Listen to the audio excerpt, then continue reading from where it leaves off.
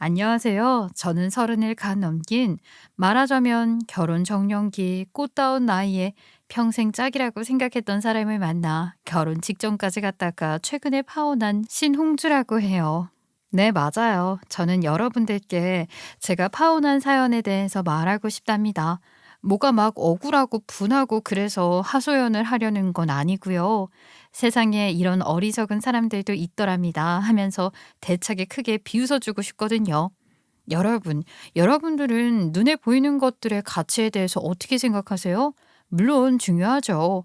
그렇지만 눈에 보이는 게 전부가 아니고 눈에 보이지 않는 것들이 더 중요하기도 한 거잖아요. 특히 눈에 보이는 것과 눈에 보이지 않는 것의 차이가 클 경우에는 더 그렇고 말이죠. 제가 파혼한, 그러니까 저의 예비 신랑이었던 사람을 이전 예랑이 혹은 그냥 예랑이라고 부를게요. 쓰고 보니 호칭이 너무 귀여운 것 같아서 짜증이 나기도 하지만 부르기 편하니까 그냥 그렇게 부를게요. 마음 같아서는 그 새끼라고 부르고 싶지만 들으시는 여러분들의 귀를 보여드리는 차원에서 다소 어울리지 않지만 그냥 귀엽게 부르도록 할게요. 저의 이전 예랑이랑 이전 예비 시어머니는 눈앞에 보이는 걸로 사람을 판단하고 무시하는 어리석고도 유치한 사람들이었어요.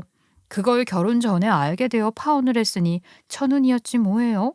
어쩌면 이 모든 게 저희 친정아빠가 사윗감을 판단하기 위해 큰 그림을 그리신 건지도 모르겠어요.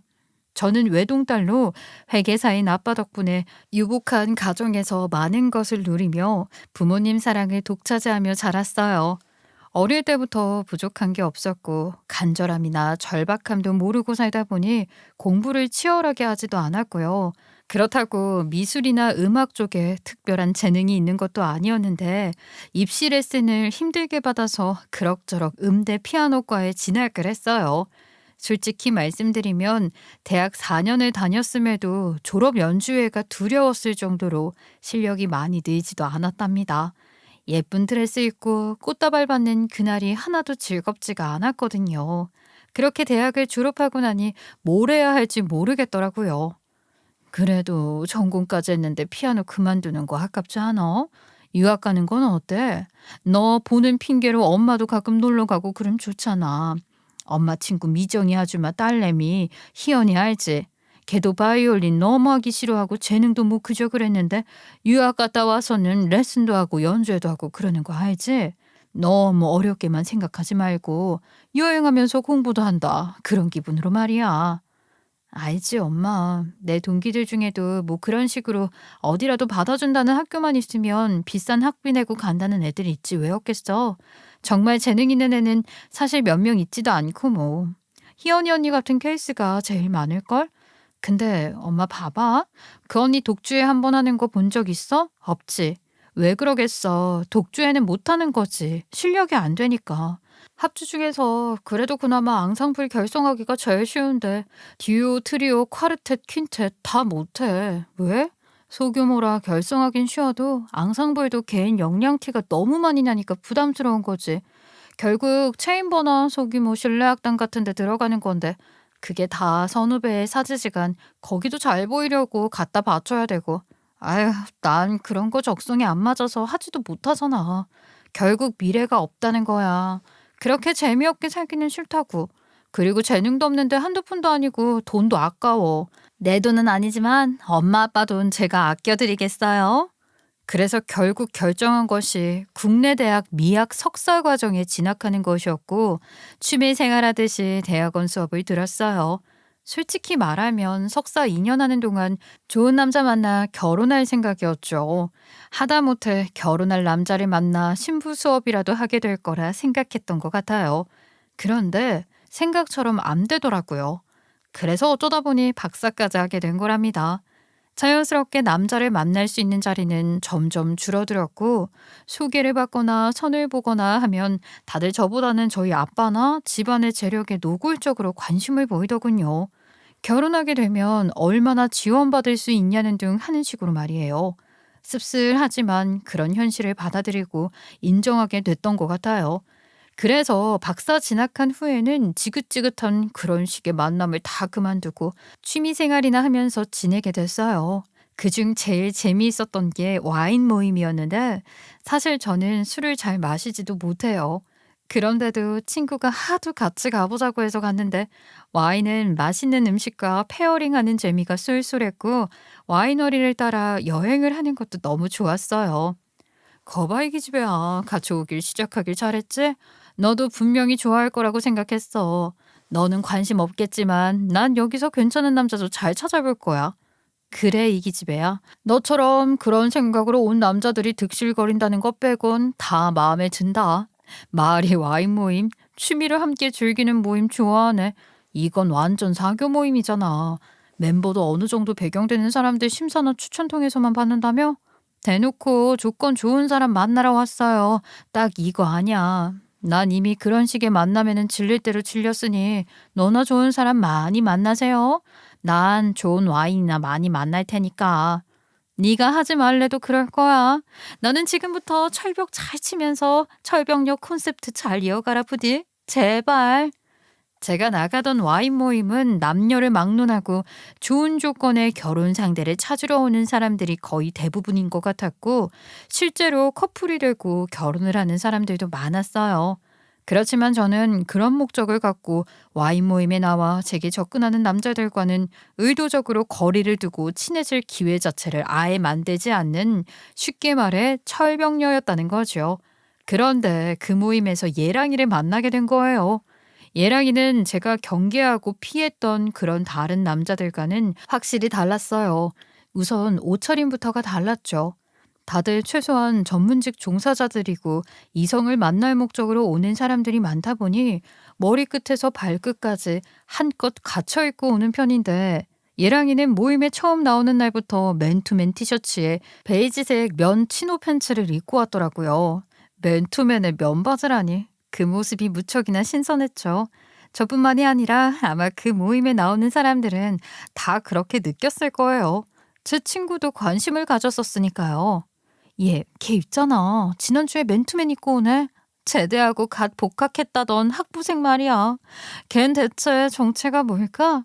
요식업에 관심이 많아서 공부하는 마음으로 나왔다는 게 진짜일까? 아무리 그래도 그 모임 자체가 쉽게 들어올 수 있는 모임이 아닌데 아직 학생이긴 하지만 집안이 엄청 빵빵하거나 뭐 확실한 배경이 있는 거겠지? 왜 관심 있어? 아무래도 일종의 선별 작업이랄까? 그런 걸 거쳐야 들어올 수 있는 데니까 뭐가 있어도 있나 보지. 마음에 들면 작업 걸어봐. 수수한 옷차림도 성향 탓인가 보다 하면서 대체 어떤 배경이 있는 걸까 싶어서 솔직히 저도 궁금하긴 했어요. 관심이 가더라고요.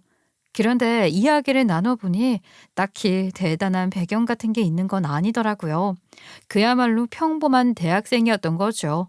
예랑이의 동문 선배가 그 와인 모임 초창기 활동 멤버였다고 하는데 그 즈음엔 거의 나오지도 않고 있었지만 1년에 한두 번 통 큰 후원을 하기도 하는 등 여전히 영향력이 있는 사람이었는데 그 선배 추천으로 모임에 들어올 수 있었던 거래요.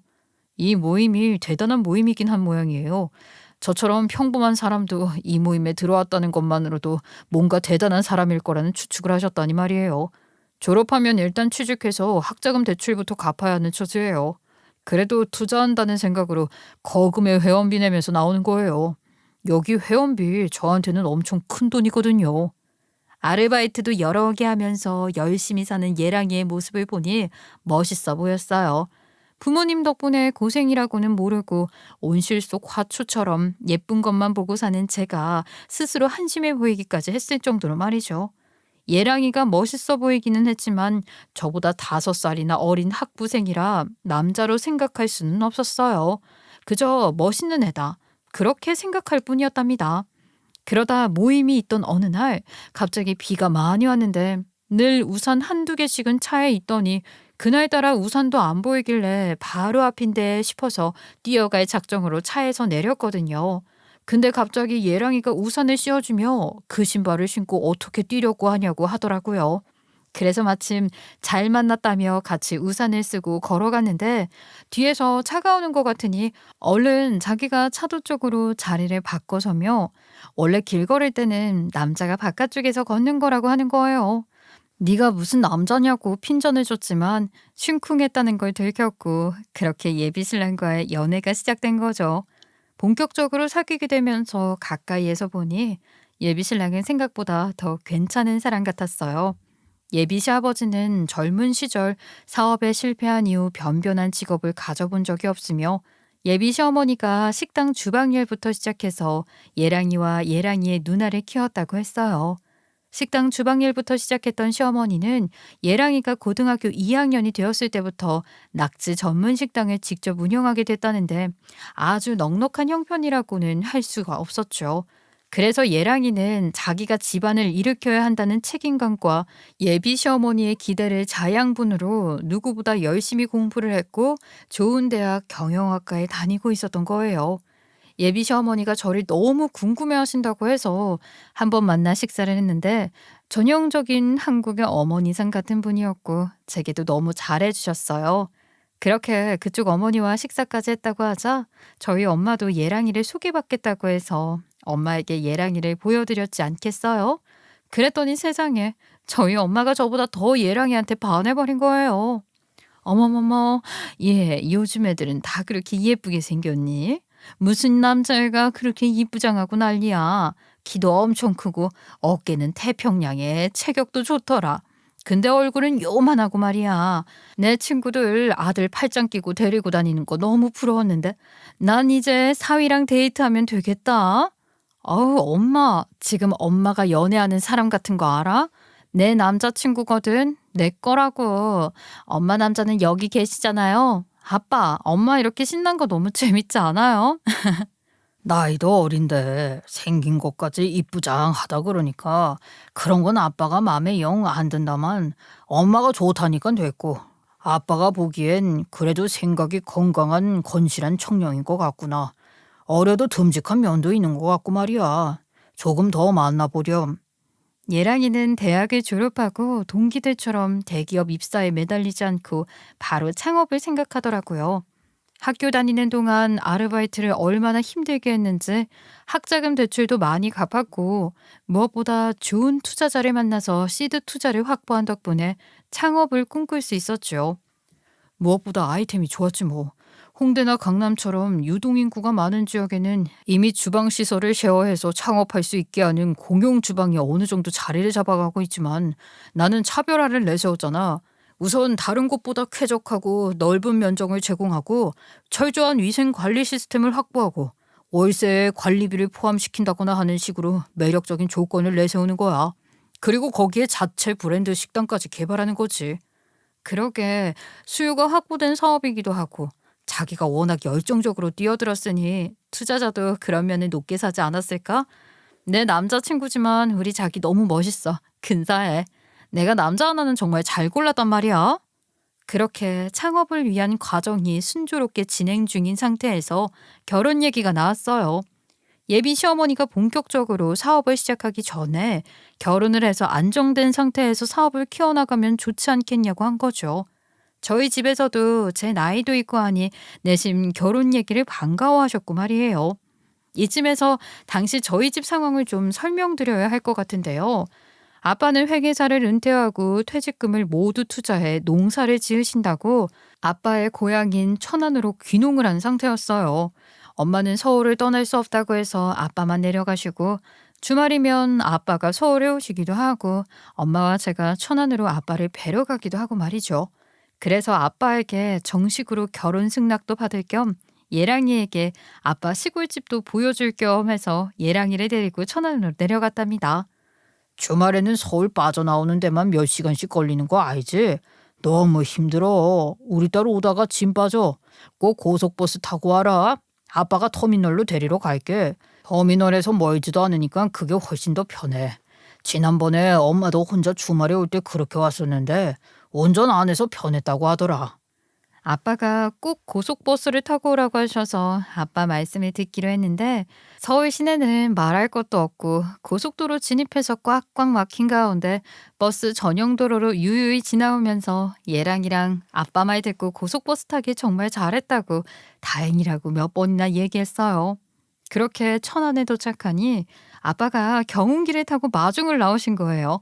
저는 그런 아빠 모습을 이미 여러 번 봤지만 여전히 신기하고 재밌고 좋아서 깔깔 웃으며 아빠와 인사를 나누는데 예랑이는 어쩐지 얼굴이 안 좋아 보이더라고요. 그리고 아빠의 시골집에 도착해서는 아빠가 잠시 자리를 비우신 틈을 타서 저한테 슬쩍 물어보는 거예요. 집이 지금 여기 보이는 게 전부야? 내려오시면서 집을 새로 지으신 거 아니야? 왜 이렇게 허름해? 너무 볼품없는 거 아니냐고. 전안이 고향이시라면서 물려받은 땅도 있고 그래서 내려오신 건 줄 알았더니 딱히 그런 건 아닌 모양이네. 그러면서 실망스럽다는 티를 여실히 내는 거 있죠. 저야말로 그런 예랑이의 모습에 실망했지만 그래도 좋게 넘기려고 했어요. 그래? 뭐 그렇게 없어 보이나? 내 눈엔 소박하고 좋은데 뭘 그래. 아빠는 어릴 때 살던 동네에서 아빠의 로망을 실현하며 살고 싶어 한 거지. 뭐 대단한 걸 하려고 하셨던 게 아니거든. 그럴 거면 그냥 서울에 계셨겠지. 우리 아빠가 제일 좋아하는 프로그램이 나는 자연이다야. 중년 남자들 대부분 꿈꾼다는 그런 생활을 하고 싶었던 것뿐인데 귀촌을 할 결심을 하고 보니 농사 욕심도 생기고 고향 마을에 기여도 좀 하고 싶고 그러셔서 투자를 많이 하신 것뿐이야. 아빠 퇴직금 다 투자했다 그래서 엄청난 뭐가 있다고 생각했구나.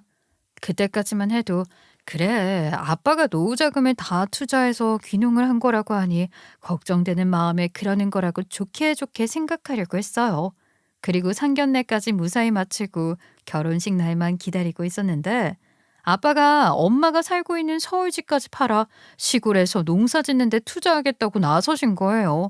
저는 그때까지 독립을 하지 않고 엄마와 함께 살고 있었기 때문에 신혼집에 먼저 들어가는 것 등을 상의하려고 하다 보니 예랑이도 그 사실을 알게 된 거죠.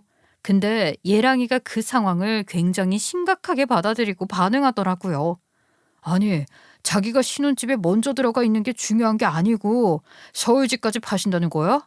전환해서 대체 뭘 하시는데 그렇게 자꾸 돈이 들어가는데 혹시 무슨 사기 같은 거 당하시는 거 아니야? 장인어른 퇴직금 노리고 사기꾼들 작업 붙은 거 아니냐고. 아니면 퇴직금 투자하신 게 뭐가 잘못된 거야? 그래서 집안 사정이 안 좋아진 거야? 아이 사기꾼은 무슨 자기는 무슨 그런 상상을 다 하고 그래. 영화를 너무 많이 보셨네요. 그런 거 아니니까 걱정하지 마. 그런 건 아니고 전에도 말했듯이 아빠가 고향 마을에 애정이 많으셔. 하다 보니 욕심나는 게 많으신가 봐. 그래서 투자를 더 하시는 거고 아빠가 알아서 잘 하실 거야. 자기야, 지금 나 굉장히 진지해. 아니, 장인어른이 잘하시는 게 문제가 아니잖아. 잘 하시려고 하시겠지. 누군 뭐 일부러 잘못하려고 그러는 사람 있어? 혹시라도 뭐 제대로 된 것도 아닌 거에 이렇게 전 재산 다 투자하시고 다 망하시면 어떡할 거냐고. 지금 연세에 전 재산 다 날리면 정말 큰일 나시는 거잖아. 그러니까 내가 좀 알아보려고 그래. 대체 무슨 일에 그렇게 투자를 하시는 건지 말이야. 자기가 걱정하는 거 알겠는데 그건 우리가 나서서 뭐라고 할 수 없는 것 같아. 솔직히 말해서 아빠 돈으로 아빠가 하고 싶은 일을 하시는 건데 우리가 뭐라고 그거에 대해서 꼬치꼬치 캐묻고 그럴 수 있냐 말이야. 난 지금까지 우리 아빠가 열심히 일해서 버신 돈으로 그야말로 호의호식하면서 공주처럼 살았어. 만에 하나 뭐가 잘못돼서 아빠가 전 재산 다 날린다면 남은 평생 내가 아빠한테 갚으면서 살아도 돼. 그래도 다 못 갚을 거야. 그런데 난 우리 아빠 믿어. 아빠가 알아서 잘하실 거야. 그러니까 자기도 쓸데없는 걱정 그만하고 자기 사업이나 신경 써. 알았지? 그럼 나 우리 신혼집에 내 물건들을 옮겨둔다. 이삿짐 센터 불러서 해야겠지? 내 짐이 좀 많은 게 아니야. 엄마네도 한 짐인데. 그치? 장인어른 하시는 일 너무 불안한데? 자기는 너무 태평하다 정말. 그래도 장인어른께 말씀은 한번 드려보자. 응? 서울 언제 오셔? 그냥 식사 한번 하시자 그러고 내가 슬쩍 여쭤볼게. 응? 아이고 걱정하지 말라니까. 그리고 아빠 지금 엄청 바빠. 정신 없으시대. 한창 바쁠 때라고 애기 손도 빌릴 지경으로 일손이 부족하다고 하셔서 나랑 엄마도 아빠 도와드리러 내일 가기로 했어. 주말까지 쭉 천안에 있을 거야. 아빠는 아마 당분간 서울 오시기 힘들 거야. 그렇게 말했더니 예랑이가 주말에 저희 식구들이 모두 모여있는 천안에 온 거예요. 예비 시어머니까지 대동하고 말이죠. 예비 시어머니는 들어서면서부터 카랑카랑한 목소리로 불만을 토로하기 시작했어요. 아니 세상에 이 좋은 주말 낫에 땡볕에서 이렇게 고생이나 하고 있으니 내 귀한 내 아들도 이 집 사위 되면 이렇게 부려먹으실 건가요? 세상에 웬일이야. 아우 이게 다 뭐야? 이 좋은 날 이보다 보람 있는 일도 없죠. 아이 모르셔서 그렇지. 농사라는 게 뿌듯한 희열이 있어요. 권서방한테도 그런 즐거움을 느끼게 해주면 좋죠. 사부인도 원하신다면 얼마든지 언제든지 환영합니다. 제가 지금 그런 농담이나 듣자고 온 게 아니고요. 멀쩡한 서울집까지 팔고 시골에 올인하신다는데 그래도 되는 건지 싶고 또 뭐 얼마나 대단한 농사를 지으시는지 한번 보려고 따라왔습니다. 제 아들은 이제 어엿한 사업가인데 이렇게 수준 차이가 나서 어디 대놓고 처가 얘기를 할 수나 있겠어요? 농사 이거 어디 써먹을 것도 없고 잘 나가던 회계사셨다고 해서 그래도 사자 집안인 줄 알았더니 일단 농사 하나 짓고 살 줄 누가 알았냔 말이죠. 거기다가 멀쩡한 서울집은 왜 팔아요? 가만히 두면 알아서 집값 오르는 동네던데 아니 도대체 무슨 생각으로 집을 파신 겁니까? 이렇게 다 덜어먹고 나중에 빈털털이 되면 누구 등골을 빼먹으려고? 제 아들이 사업한다 그러니까 벌써부터 사위 덕볼 생각하시는 거 아니냐 이거죠. 무슨 다 망해가는 농사를 살리겠다고 다 늙은 노인네가 무슨 수로 농촌을 살리든 나라를 살리든 관심 없으니까 마음대로 하시고 아까운 제 아들은 이런 거지 같은 집구석에 사위로 줄 수 없으니 결혼 얘기는 없던 일로 하시죠. 얘 홍주야 너도 그렇게 알거라. 내 아들이 이런 결혼을 왜 해? 안 한다 못해. 일하느라 바빠 죽겠는데 불쑥 찾아와서는 거의 발악에 가까운 막말을 내뱉는 예비 시어머니의 모습은 황당함을 넘어 경악스러웠어요. 아니, 내가 알고 있던 예비 시어머니가 이런 사람이었다고? 전형적인 한국의 어머니상이셨던 분이 어디 가신 거죠? 기가 차서 저딴 소리를 하고 있는 예비 시어머니한테 저도 할 소리를 했어요. 어머님, 지금 무슨 말씀을 하시는 거예요? 말씀이 너무 심하시잖아요. 제가 지금 제대로 들은 게 맞아요? 제가 알던 그 어머님 맞으세요? 지금 저희 아빠한테 다 늙은 노인네라고 하셨어요? 거지 같은 집구석이요? 기가 막혀서. 불과 얼마 전까지만 해도 저더러 귀한 집에서 공주같이 자란 예쁜 아이라고 하시면서 어머님 사시는 집이 너무 누추해서 초대도 못하겠다고 하시더니 그렇게 귀한 집이라 여기시던 저희 집이 갑자기 거지 같은 집구석이 됐네요. 왜요? 투자금이 막 들어온다고 하고 하니까 벌써 부자 된 것 같으세요? 아직 그 사업 시작도 안 했어요. 투자금이 뭐 그냥 툭 떨어지는 건 줄 아세요? 그리고 시드 투자 받은 다음에 망하는 스타트업이 얼마나 많은지 아세요? 그게 현실인데 벌써부터 아들이 대박나서 떵떵거리며 사는 꿈속을 헤매고 계시니 시골에서 농사 짓겠다고 하는 저희 아빠가 우스워 보이시나 봐요. 제 눈에는요, 이제 겨우 사업을 시작할 수 있는 시드 투자 받은 것뿐인데 본격적인 사업은 시작도 안 한 상태에서 무슨 대박이라도 난 것 마냥 꿈에 부풀어 있는 게 솔직히 훨씬 더 웃겨요. 모르셔서 그런데 저희 아빠가 하시던 일이 어떤 건 줄 아세요? 저희 아빠가요.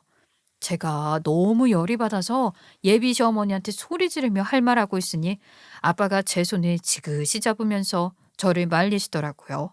그러시더니 그때까지 가만히 지켜보고 있던 아빠가 단호한 어투로 짧게 말씀하셨어요. 네, 알겠습니다. 그댁 생각이 그러시면 결혼 얘기는 없던 일로 하시죠.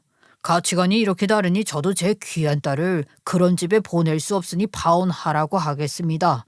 그래도 여기까지 오느라 고생하셨으니 터미널까지 모셔다 드리죠. 아빠가 그렇게 말씀하시는데 예라인이가 나서서 손사래까지 치면서 극구 사양을 하는 거예요. 아이고 됐습니다. 그 경운기 몰고 오시려고요? 저희 엄마 허리도 안 좋으셔서 경운기 같은 거 5분도 못 하실 거예요. 5분이 뭡니까? 저희 엄마는 거기 올라가서 앉지도 않으실 거예요. 그러니 그냥 계세요. 알아서 가겠습니다. 그런 예랑이를 가뿐히 무시하고 아빠가 경운기 아니고 편한 차로 데려다 주겠다고 하시며 시골집 뒤편에 세워둔 벤츠를 끌고 나온 거죠. 그랬더니 참 어이없게도 예랑이와 예비 시어머니는 동시에 눈동자가 커지더니 안절부절 어쩔 줄을 몰라 하는 거 있죠. 어쩜 그렇게 예상을 하나도 벗어나질 않는지 씁쓸하기 짝이 없었어요. 아니, 아버님은 이렇게 좋은 차를 세워두고 왜 경운기를 타고 다니시는 거예요? 차는 그냥 세워두면 안 돼요. 자꾸 몰아주면서 길을 들여야죠. 경운기 그거 허리에 정말 안 좋을 것 같던데 말이에요. 건강 챙기셔야죠. 그래야 오래오래 효도 받으면서 사시죠. 맞아. 효도 받으셔야죠. 사위 덕도 보셔야 하고. 아니, 근데 천안에서 포도 농사로 무슨 대단한 사업이라도 하시려는 거예요? 대체 뭘 하시려는 건데요? 무슨 사업이든 사업을 하시려면 진작 상의도 하고 그러셨으면 좋았잖아요. 아유, 사위가 인류대 경영학과 출신인데 왜 인재를 바로 옆에 두고도 쓰지를 않으시는지. 사위라니요? 재밌는 말씀을 하시네요. 방금 파혼한 거 잊으셨어요? 맘 같아선 기어서 가든 걸어서 가든 내 집에서 당장 나가라고 쫓아내고 싶지만 댁들이 언제 벤츠를 타보겠나 싶은 심정으로 선심 쓰는 겁니다. 댁들이야말로 거지 같은 집구석이어서 벤츠의 비도 구경 못 해보지 않았을까 싶어서 말이지. 막말 그까짓 거 맘먹으면 나도 하지 왜 못해. 당신보다 더 잘할 자신도 있어. 그래도 안 하는 것뿐이야. 내 입만 더러워지고 내 품격만 떨어지고 그리고 결정적으로 내 기분만 나빠지거든. 그렇지만 내가 거지 같은 집구석이라는 소리까지 들었는데 반말 정도는 못할 것도 없다 싶어서 이 정도로 하는 거니까 그렇게 알고 그만하시죠. 역시 우리 아빠. 여러분, 저희 아빠 너무 멋지죠? 말이 나온 김에 저희 아빠 자랑을 좀 더 할게요. 저희 아빠는 우리나라에서 제일 가는 빅펌 회계법인에서 회계 자문과 경영 자문을 전문으로 맡아 하며 오래 근무하셨거든요. 그러니 예비 시어머니가 지 아들 사업이 무슨 대단한 거라도 되는 것처럼 가짜는 소리를 해댈 때 아빠 입장에서는 그게 얼마나 가소로웠을까요? 말 섞기 싫고 얘기를 해봤자 통할 것 같지도 않으니 그냥 무시하고 만 거죠. 하여간 저희 아빠가 퇴직금을 모두 천안 시골집에서 농사 짓는 데 투자했다고 했잖아요. 그게 시골집 앞에 있는 밭에서 포도 농사를 짓는 거 외에도 사실 그보다는 아빠의 고향 마을, 나아가 지역 전체에 스마트팜과 첨단 농산물 정보 통신 기술을 보급하려는 큰 뜻을 갖고 계셨던 거거든요. 요즘 농촌이 그렇잖아요.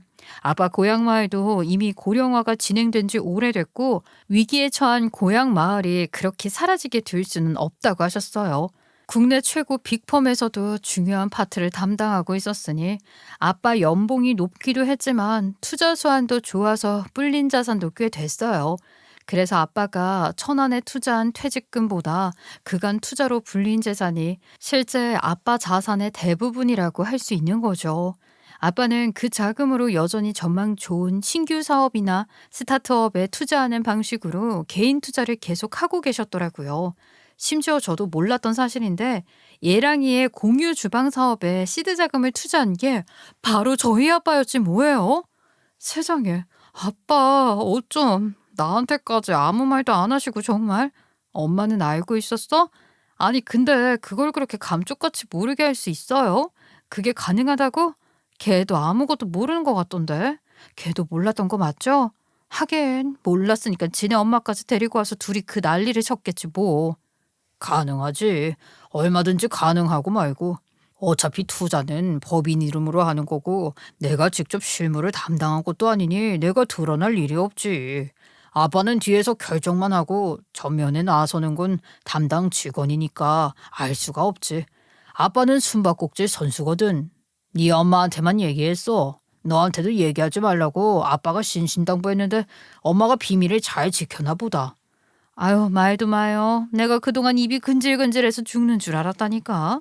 아니, 네 아빠가 너한테도 절대로 얘기하지 말라는 거야. 그래서 내가 뭘 너한테까지 그러느냐 했더니 네가 알고 있으면서 모른 척 하려면 너만 불편해진다고 하시더라니까. 아빠 돈을 투자한 거라고 하면 너도 괜히 더 신경이 쓰일 테고 부담이 될 테고 그런다고. 그러다 보면 괜한 노파심에 안 해도 될 말도 하게 되고 그러는 거라고 말이야. 아빠 말을 듣고 보니까 그렇더라고. 그래서 입이 근질거릴 때마다 참아야지, 참아야지. 내 딸이 불편해진다, 내 딸이 힘들어진다. 아주 주문을 외웠다고. 아, 아빠 정말 그래요. 아니 그렇잖아도 있잖아요. 아빠도 보셨으니까 아시겠지만 걔도 그렇고 걔네 엄마도 그렇고 아니 무슨 시드 투자 받은 걸로 이미 대박이 난 줄 안다니까. 그게 시드 투자를 생각보다 쉽게 받을 수 있게 되어서 흥분 상태가 된 것 같던데 결국 아빠가 걔가 하는 사업인 걸 알고 봐준 거잖아. 걔는 그것도 모르고 지가 잘나서 잘 된 줄 알고 이미 도치감에 사업을 시작도 하기 전에 사업 확장할 궁리만 하더라고. 정신머리가 이미 글러먹은 거잖아. 아빠 돈이 투자금으로 들어간 걸 알았으면 내가 진작에 나서서 10마디도 더 참견했을 거야. 아빠도 계속 지켜보고 있었는데 물음표가 너무 많이 생기더라. 그래서 너희 결혼식이라도 올리고 나면 불러서 사실대로 말해주고 조언도 좀 해주고 그럴 작정이었지. 보니까 의욕만 너무 앞서도 감이 전혀 없는 거야. 귀도 얇은 것 같고. 게다가 네 시어머니가 될 뻔했던 그 여자가 관여를 많이 하는 것 같던데. 맞아. 아빠는 다 알고 있었네요. 걔네 엄마가 식당 하잖아. 주방에서 설거지하는 것부터 시작해서 식당에서 일한 게 벌써 몇 년이야. 그래서 나름 잘 아는 분야라고 걔가 하려는 사업에 관심도 엄청 많았고 되게 직접적으로 관여를 하는 것 같았어. 걔가 그렇게 사업 키울 궁리부터 했던 거에는 걔네 엄마 입김도 많이 작용을 했을 거야. 그럼 아빠가 직접적으로 앞에 나서진 않았지만 투자를 결정한 사업인데 당연히 지켜봐야지. 내 사위감인 걸 떠나서 그건 너무 당연한 거야. 보니까 그 엄마라는 여자도 투자를 쉽게 받은 걸 보고 고무된 것 같더라고. 그렇지? 정확해요. 아이템이 좋으니까 다들 그걸 알아보는 거 아니냐? 이런 식으로 계속 투자받을 수 있는 거지 않냐? 심지어 서로 투자하려고 투자자들이 줄 서는 거 아니냐? 아주 난리도 아니었어요. 그러면서 자고로 투자를 많이 해야 빨리 자리 잡고 성장할 수 있는 거라면서 물 들어올 때 노져야 된다. 하이리스크 하이리턴. 그 말을 어디서 듣고 꽂혔는지 고위험 고수위 가야지. 막 그러면서 일을 키우도록 걔를 엄청 부추기고 그랬어. 아, 참. 그렇게 욕심이 득실득실한 여자인걸 엄만 전혀 눈치 못 챘지 뭐야? 넌 왜 그런 얘기 엄마한테 안 했니? 결혼 반대할까 봐 그랬어? 엄마도 참, 걔 예쁘장하게 생긴 걸 너무 마음에 들어 하셔서 그런 걱정은 안 했고요. 괜히 걱정하실까 봐 그랬지 뭐. 사실 이 정도로 심각한 여자일 줄은 나도 전혀 몰랐어. 그런 이상한 사람들은 막장 드라마 같은 데나 나오는 줄 알았지. 정말로 현실에 그런 사람들이 있을 줄 알았나 뭐? 심지어 그렇게 가까운 곳에 말이야. 아이고 우리 딸. 그래 네가 모르는 세상이 얼마나 많겠니. TV에 나오는 사연 같은 거 있잖아. 재현 드라마 그런 거. 그게 작가들이 일부러 막 과장해서 쓰는 게 아니라 사실은 오히려 실제보다 완화해서 극화하는 거래. 실제 얘기는 방송에 내보내지 못할 정도로 너무 심각하게 너무 충격적으로 막장이라는 거지. 세상 물정 하나도 모르고 곱게 자란 우리 딸. 이참에 인생 공부 톡톡히 하네. 아유 아주 이걸 두고 잘 됐다 그래야 하나. 정말 이런 아이러니가 없다. 잘 된 거지. 아니 너무너무 잘 된 거지. 감사할 일이야. 그 사람들 실체는 언제 드러나고 드러나게 되어 있는 건데 어쩌지 결혼을 했다고 하더라도 금방 이혼해야 했을 거야. 파혼하길 다행이지. 안 그래? 그리고 내가 장담하는데 걔가 한다는 공유 주방 사업 그거 절대로 성공할 수 없어. 지금 이대로라면 론칭도 못하고 망할지도 몰라.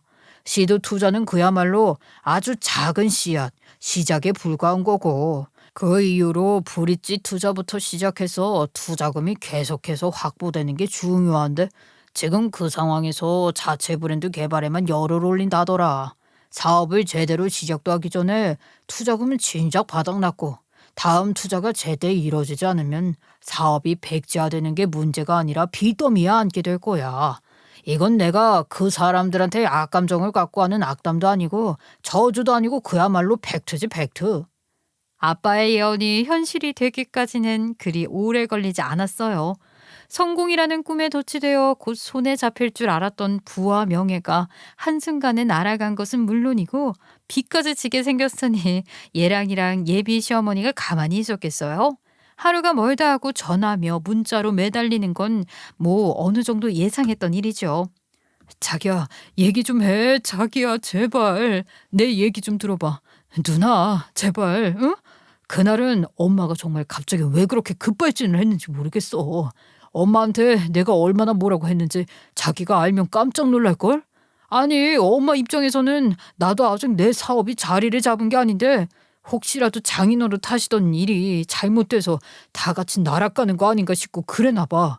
사업한다고 하니까 주변에서 잘된 얘기들도 많이 들리지만 그만큼 잘못됐다는 얘기들도 많이 들으시잖아. 그런 얘기들 대부분이 뭐겠어?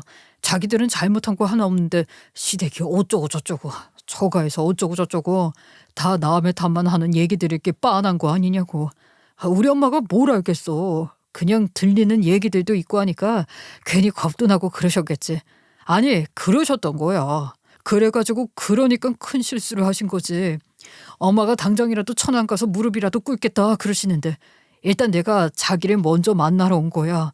자기야 장인어른께 말씀 좀 잘해줘. 장인어른 화 많이 나셨지? 내가 먼저 만나 뵙는 건 어때? 응? 야, 그 누나 소리 참 오랜만에 듣는다. 그치? 왜? 내가 그 소리 들으면 옛날 생각나서 마음 약해지길 바라는 거야?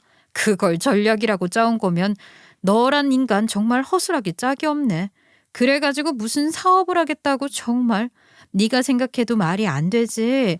앞뒤도 안 맞고 맥락도 없는 얘기하려니까 말이 막 꼬이고 그러잖아. 너도 잘 알지 않아? 되지도 않는 개소리에 더 이상 정성 쏟지 말고 이럴 정신 있으면 가서 뭐라도 해서 빚 갚을 생각을 해야지. 네가 지금 이러고 다닐 시간이 있어? 아직도 정신 차리려면 멀었다 멀었어. 너랑 너네 엄마 덕분에 나는 아주 제대로 정신을 차려버렸거든. 너 같은 쓰레기. 이제 내 눈에는 어떤 인간인지 네 뱃속까지 훤히 들여다 보인다고. 무슨 말인지 알아? 나는 네 바닥을 너무 적나라하게 봐버렸거든. 그래서 네가 무슨 짓을 해도 다시는 너한테 안 속아. 알겠니? 네 뜻대로는 절대 안 될 거라는 걸 분명히 알려준 덕분인지 이전 예랑이는 그날은 순순히 돌아가더라고요. 근데 며칠 뒤에 이전 예비 시어머니랑 같이 천안에 내려와서 일손을 보태겠다는 둥 하면서 아예 눌려앉을 기세로 덤비는 거예요. 아무리 생각해도 다른 방법이 없으니 안 되겠다 싶었겠죠. 새벽부터 집 밖에서 시끄러운 소리가 들려서 나가보니 글쎄 이전 예랑이랑 이전 예비 시어머니가 포도밭에 나와 시키지도 않은 밭일을 하고 있어서 아빠가 호통을 치고 계셨던 거예요. 정말 그 광경을 보니 열받아 죽겠더라니까요. 참 사람 짜증나게 하는 방법도 가지가지다 싶었죠. 짜증이 정말 머리 끝까지 짜증이 치밀어 올랐어요. 아니 진짜 정말 왜 이러시는 거예요? 새벽부터 이게 무슨 난리냐고요. 지금 일부러 저희 괴롭히려고 이래요? 야, 너 말 똑바로 안 했어? 네가 무슨 짓을 해도 안 된다고 했지? 근데 지금 이게 뭐 하는 짓이야? 빌고 매달리는 걸로는 안 될 것 같으니까 뭐 이런 식으로 괴롭히기라도 하려고? 아유, 그래 홍주야. 네가 얼마나 속이 상했겠니? 다 내 잘못이다. 이 엄마를 욕하고 우리 아들은 좀 봐주렴. 결혼식 날도 다 잡아놓고 신혼집까지 다 만들어뒀는데 파혼이라니. 홍주 아버님, 사돈 어르신, 저를 욕하시고 제 아들은 제발 살려주세요. 아유, 지금 투자금이 안 들어오면 저희는 정말 끝장입니다. 애초에 가진 것도 별로 없지만 손바닥만한 식당이고 집이고 다 날리고 그러고도 평생 빚만 갚다가 죽게 생겼어요. 도와주십시오. 살려주세요. 제가 평생 이댁 가정부로 살 수도 있어요. 투자금만 해주신다면 제가 못할 게 뭐가 있겠습니까? 한 번만 살려주세요. 정말 왜 이러십니까? 이 사람들이 지금 남의 밭에서 뭐 하는 거야? 내가 꼭 이렇게 화를 내고 소리를 질러야 되나? 넌 대체 뭐 하는 놈이야? 나이가 몇인데 엄마 뒤에서 숨어서 사내 새끼가 말이야. 당장 나가. 심한 말 나오게 하지 말고 꺼지라고. 누가 내 밭에 마음대로 들어오래. 내 땅이야. 내 밭이고 내 집이라고. 이거 무단 침입인 거 몰라? 그렇게 무시하던 반일에 왜 갑자기 관심이야? 누가 반일해달래? 신고하기 전에 썩 나가. 반일이라도 하면서 눌러앉아 며칠이고 뻗치면서 빌면 어떻게든 해결이 될 거라고 생각을 하는 걸까요? 정말 어이가 없더라고요. 그런 것에 현혹된 아빠와 제가 아니라는 걸 몰라서 그러는 걸까요? 너 같은 새끼를 패기 있는 젊은 사업가로 보고 무엇보다 성실하다는 걸 믿었기 때문에 쉽게 투자를 결정하고 밀어주려고 했던 건데 파혼을 떠나서 투자금 확보 이후의 행보가 너무나 실망스러웠다. 너는 이 새끼야. 사업가로는 자격 미달이야. 나는 그런 식으로 얼렁뚱땅 투자하는 사람이 아니라고. 투자가로 잔뼈가 굵을 대로 굵은 내가 그딴 부실한 사업에 투자할 것 같아? 사업가로서도 한 사람의 인간으로서도 너는 자격 미달이라고. 이게 팩트다. 알아들었으면 얼른 꺼지고 다시는 여기 얼씬도 하지 마라. 다시 찾아오면 그 길로 경찰서 보내주마. 그렇게 호통치는 아빠는 정말 무서웠어요. 이전 예랑이랑 이전 예비 시어머니는 호랑이라도 본 거 마냥 주랭랑치더라고요. 그 뒤로도 몇 번 이전 예랑이가 술을 잔뜩 마시고 연락을 해오길래 바로 차단해버렸습니다. 이제 더 이상 그런 쓰레기랑 엮일 일도 없고 떠올릴 일도 없다고 생각했죠. 그런데 파혼 사실이 주변에도 제법 알려지고 나서 얼마 되지 않아 어이없는 사실을 알게 된 거예요. 다름 아닌 와인 모임을 같이 나가던 친구로부터 듣게 된 이야기가 뭐냐면 말이에요. 참 헛웃음밖에 안 나오네요. 얘 홍주야, 너 내가 무슨 소리를 듣고 왔는지 알아? 아, 너 정말 파혼하길 얼마나 다행인지. 설마 너 그 얘기 듣고 파혼한 거야? 누구한테 들었어? 무슨 얘기를 들어? 나 뭐 특별히 들은 얘기 같은 거 없는데? 근데 얘, 나 그 자식 얘기라면 궁금하지도 않고 듣고 싶지도 않아. 아무리 듣기 싫어도 너 이 얘긴 들어야 해. 그 새끼 그거 처음부터 그 모임에 여자 만나러 온 거였더라고. 그 동문 선배라는 사람이 다 불었는데 그 모임에 가입시켜달라고 동문 인맥 총동원해서 밑도 끝도 없이 매달렸다는 거야 글쎄. 사업자금도 대줄 수 있는 든든한 처가. 쉽게 말해 돈 좀 있는 여자 만나려고 그런다면서 아주 철철 울기도 하더래. 남자가 한번 태어났으면 그 정도 야망은 가져도 되지 않겠냐면서 자기는 어리고 외모도 출중하니까 전도 유망하고 성실한 대학생으로 어필해서 여자 하나 잡는 건 식은죽 먹기라는 말까지 했다더라. 미친놈. 그런 놈 작전에 걸린 게 너였다고 이 기집애야. 그 잘난 남자들 다 쳐내고 철벽 치다가 걸린 게 그런 사기꾼이라니. 정말 웬일이니? 이거 보라고 세상 이렇다니까. 그러니까 너도 다시 제대로 된 사람 소개받아서 믿을 수 있는 결혼을 해. 알겠지? 어느 정도 짐작은 했었는데 이렇게 확실하게 들으니 어이가 없긴 하네. 그런 말까지 떠벌리고 다닐 정도로 형편없는 새끼였다는 게 정말 어처구니가 없다. 야, 근데 무슨 결론이 그러냐? 내 인생의 목표는 결혼 잘하는 게 아니란다. 너나 제대로 된 신랑감 잘 골라. 네, 저는 완벽히 계산된 이전 예랑이 아니 그 사기꾼 새끼의 큰 그림에 낚인 거였죠. 세상 물정 모르고 좋은 것만 보고 살았던 게 이렇게 티가 나는구나 싶더라고요. 그러나 이제는 오히려 그렇게까지 쓰레기인 예비 신랑의 실체를 알게 된 게 오히려 고맙죠 뭐. 저도 이제 정신 바짝 차리고 살아야죠. 물렁하게 살다간 이런 식으로 사기를 당한다는 걸 알게 된 거잖아요. 심지어 사기 결혼을 당할 뻔했지 뭐예요. 엄마 말씀처럼 인생 경험, 세상 공부 제대로 했다고 생각할 거예요. 홍주야, 엄마랑 여행 다녀오자. 아빠는 포도밭이 눈에 밟혀서 도저히 못 가겠다니 어쩌겠어. 아예 엄마랑 둘이 갔다 오자. 아빠 없이 둘이 가니까 쇼핑도 원 없이 하고 말이야. 그러려면 어디가 좋겠어? 파리, 뉴욕? 왜? 멀리 가는 거 싫어? 그럼 홍콩? 그것도 싫으면 도쿄나 어디 상하이라도 갔다 오자. 이런 일로 아빠가 마음껏 놀다 오라고 카드도 내주더라. 근데 너 반응이 왜 그렇게 시큰둥해? 안 좋아? 쇼핑 가자니까. 너 괜히 움츠려 있고 그럴까 봐 아빠가 일부러 신경 써주시는 건데 이럴 땐 감사합니다 하면서 기쁘게 받는 거야. 엄만 내가 결혼하고 싶다 그럴 때도 엄마가 더 신나더니 파혼하고 나서도 엄마가 더 신난 것 같아. 하여간 못 말리는 우리 엄마 귀엽다니까. 근데 엄마 나 여행 안 갔다 와도 돼요. 나 뭐 별로 속상할 것도 없고 기분 좋아. 기죽어 있고 그렇지도 않잖아. 괜찮은 척하는 것도 아닌데 그런 걸로 보여요? 아니야, 나 정말 괜찮아. 그리고 이젠 아빠 돈이든 엄마 돈이든 전처럼 그렇게 아무 생각 없이 그냥 막 쓰면서 살지는 않을 거예요. 이제부터라도 세상을 좀 알아가려고.